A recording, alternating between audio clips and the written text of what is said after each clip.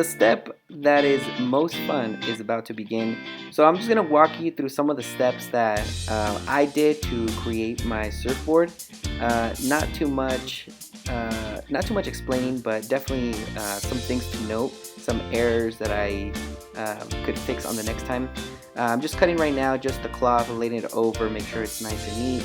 As you can see, there's like a lot of hang over the board. Hopefully we can get that shot in just a second. Right now I'm just mixing my paint with my resin, and then I'm adding my logo. So I first add some resin onto the board, to the foam, and then I stick my rice paper, my logo, whatever I have created, onto it. So that does take a couple of seconds. Just keep in mind that whenever you mix your paint with your paint, your resin, and your catalyst together, time is ticking.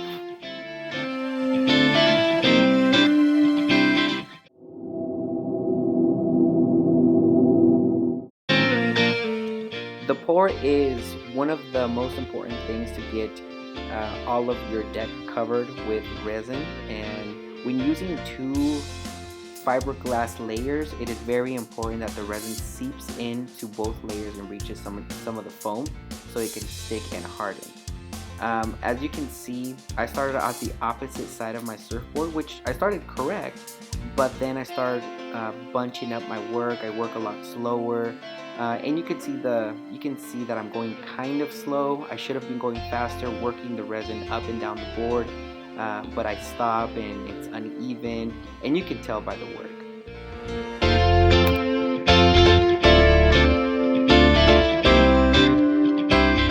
So I'm getting very close to getting to the edge, and it's starting to. I do want to mention that it's a very nice color to be my first color mix. I do like that dark orange pop on that the board gives. So I am very pleased with the color.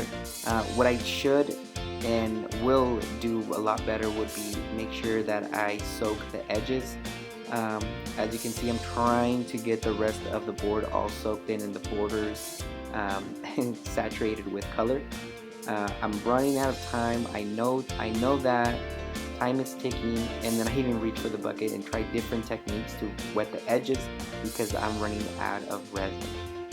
And I know deep down in my heart that I am not going to get to the rails and make sure they're all nice and saturated with color, especially because it's color. Now, as you can see, I am wrapping the rails with resin and making sure that they stick underneath the board for proper lamination.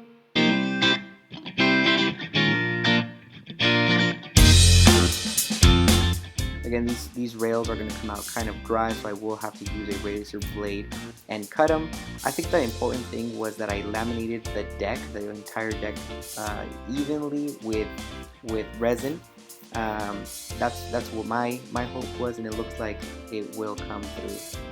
That little chunk right there, that little spot, did end up coming out dry. Everything else got there was enough time to get to wrap around the deck underneath, and it looks pretty good. But that's my experience. I hope that if you give this a shot, that you get something similar or better.